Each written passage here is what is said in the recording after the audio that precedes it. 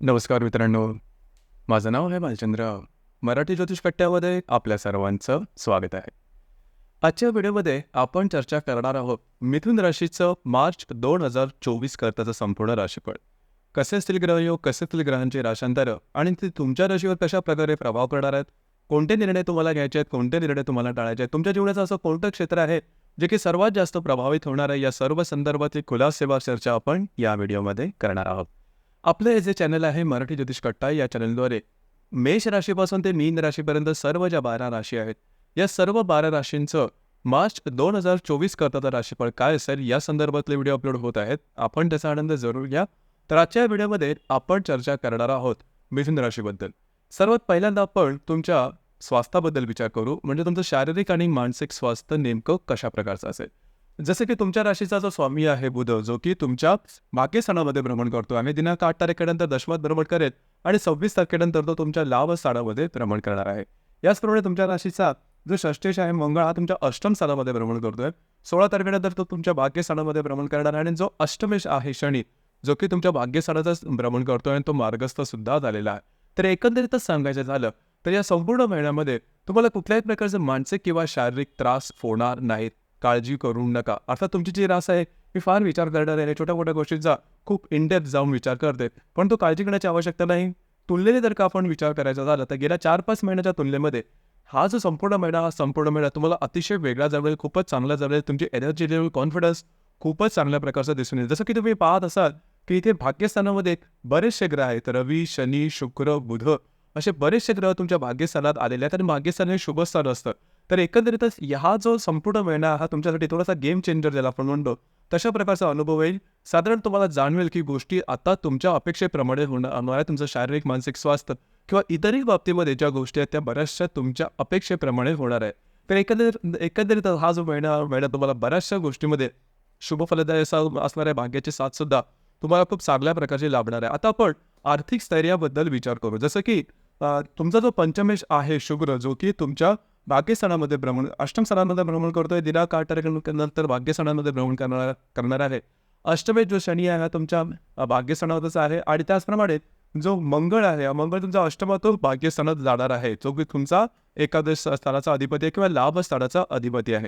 तर एकंदरीतच सांगायचं झालं तर आर्थिक स्थैर्यामध्ये कुठल्याही प्रकारचे त्रास, प्रॉब्लेम, कॉम्प्लिकेशन तुम्हाला अजिबात येणार नाही. जे काय तुम्हाला आर्थिक किंवा लाभ जे काय अडकले होते, मिळत नव्हते, अपेक्षेप्रमाणे होत नव्हत्या गोष्टी, तर या महिन्यामध्ये बऱ्याच प्रमाणात मार्गी लागतील.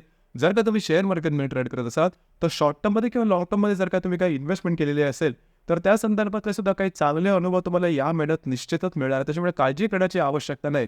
आता काळजी करण्याची आवश्यकता नाही असं म्हटलं तर बेधुंद खर्च करा, तर तसाही करू नका. अर्थात तुमची जी येणी आहे ते तुम्हाला येतील आणि तुम्हाला मल्टिपल सोर्सेस ऑफ इन्कमच्या संदर्भातल्या सुद्धा काही संधी वगैरे निश्चित मिळतील. तर त्या अन्वये काळजी करण्याची अजिबात आवश्यकता नाही. हा जो संपूर्ण महिना आहे, हा संपूर्ण महिना तुमचा शुभफलदायी राहील. थोडंसं तुमचं फिरणं वगैरे जास्त होईल, पण तो ज्या कारणासाठी तुम्ही तुमचं फिरणं वगैरे होईल त्या निमित्ताने तुम्हाला त्याचे चांगले अनुभव निश्चित मिळतील. आता आपण चर्चा करू गृहसौख्याबद्दल. तुमचं गृहसौख्य नेमकं कशा प्रकारचं असेल. गृहसौख्याच्या संदर्भात तुमचा जो चतुर्दश आहे बुध, जो की तुमच्या भाग्यस्थानामध्ये भ्रमण करतो आहे. दिनांक 8 तारखेनंतर तुमच्या दशमात भ्रमण करेल, 26 तारखेनंतर तो तुमच्या लाभस्थानामध्ये भ्रमण करणार आहे. तर घरातल्या व्यक्तींबरोबर नातेसंबंध अतिशय सुमधुर अशा प्रकारचे दिसून येतील. घरातल्या व्यक्तींबरोबर कुठे बाहेर फिरलं जाण्याचा योग सुद्धा संभवतो. तर त्या अन्वये जे गृहसौख्य आहे ते सुद्धा तुम्हाला उत्तम लाभेल. घराच्या संदर्भात काहीही काळजी करू नका. आता आपण चर्चा करणार आहोत लव्ह लाईफबद्दल. लव्ह लाईफ तुमचं नेमकं कशा प्रकारचं असेल. तर पंचमेश तुमचा शुक्र अष्टमात भ्रमण करत होता. दिनांक 8 तारखेनंतर तो तुमच्या भाग्यस्थानामध्ये भ्रमण करणार आहे. गेल्या साधारण 3-4 महिन्यामध्ये बघितलं असेल, जर का तुम्ही कोणत्या रिलेशनशिपमध्ये असाल तिथे छोट्या मोठ्या गोष्टींमध्ये वादविवाद वगैरे होत होते आणि गोष्टी काही जुळून येत नव्हत्या आणि कधी कधी गोष्टी टोकाला होत्या असं सुद्धा तुम्हाला जाणवलं असेल. पण तो काळजी करू नका. या महिन्यामध्ये साधारण 8-10 तारखेनंतरचा जो कालावधी आहे यामध्ये तुमच्यामध्ये आणि तुमच्या रिलेशनशिपमध्ये ज्या व्यक्ती आहेत त्यांच्यामध्ये खूप चांगल्या प्रकारचं माधुर्य दिसून येईल.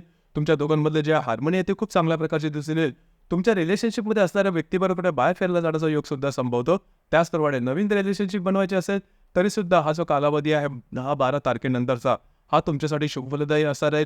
याचप्रमाणे ज्या गर्भवती महिला आहेत त्याने सुद्धा गेल्या महिन्यामध्ये थोडाफार प्रमाणात किंवा जास्त प्रमाणात सुद्धा त्रास थोडा अनुभवला होता आरोग्याच्या संदर्भात. परंतु या महिन्यामध्ये गोष्टी आहेत त्या तुमच्या अपेक्षेप्रमाणे होतील. त्याच्यामुळे काळजी करण्याची आवश्यकता नाही.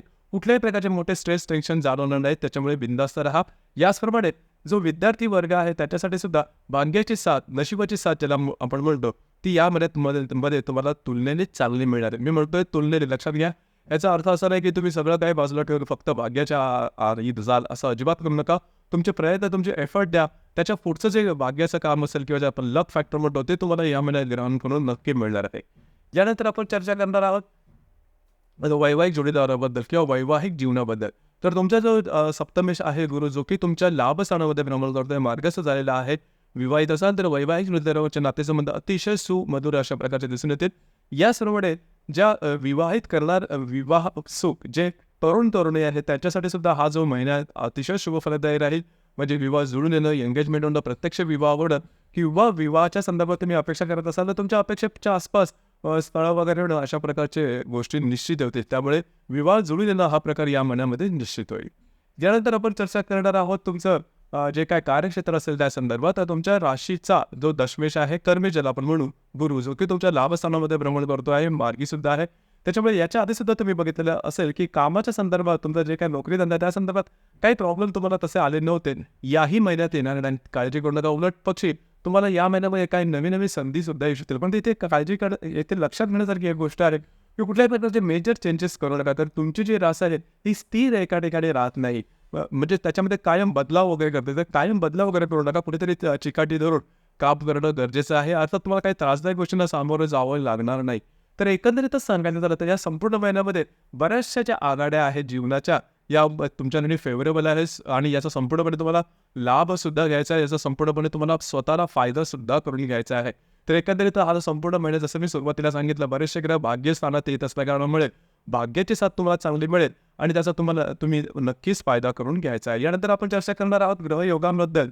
ग्रहयोगांचे जे परिणाम आहेत हे नेमके कशा प्रकारचे मिळतील. जसं की दिनांक 3 तारखेला हर्षल आणि शुक्राचा केंद्र योग होणार आहे. शुक्र जो की तुमच्या अष्टमात भ्रमण करतोय, जो हर्षल तुमच्या लाभस्थानामध्ये भ्रमण करतोय, दोघांचा केंद्र योग होणार आहे.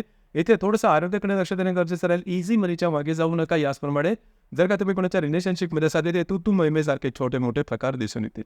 याचप्रमाणे दिनांक 8 तारखेला नेपच्यून आणि बुधाची युती सुद्धा होणार आहे तुमच्या 10व्या सणामध्ये. तर लक्षात घ्या, तुमचं जे काही कार्यक्षेत्र असेल त्या संदर्भात नवीन काही संकल्पना तुमच्या समोर येतील किंवा कागदोपत्री व्यवहार जे काय असेल त्याच्यापासून थोडंसं सावध राहणं गरजेचं राहील. कागदोपत्री व्यवहारामध्ये फसलं जाणं किंवा त्याच्यामध्ये काहीतरी घोळ होणं, अशा प्रकारच्या काही गोष्टीतील थोडंसं सतर्क राहणं गरजेचं आहे. तुमची जी रास आहे थोडीशी लेटगो जास्त करणारी आहे, तर इथे थोडंसं लक्ष देणं गरजेचं आहे आणि थोडंसं डिसिप्लिन राहणं गरजेचं राहील. याचप्रमाणे दिनांक 9 तारखेला हर्षल आणि मंगळाचा केंद्र योग होणार आहे. मंगळ जो की तुमच्या 8व्या सणामध्ये भ्रमण करतोय, जो हर्षल तुमच्या लाभस्थानामध्ये भ्रमण करतोय, दोघांचा केंद्र योग होणार आहे. आरोग्याकडे लक्ष द्या.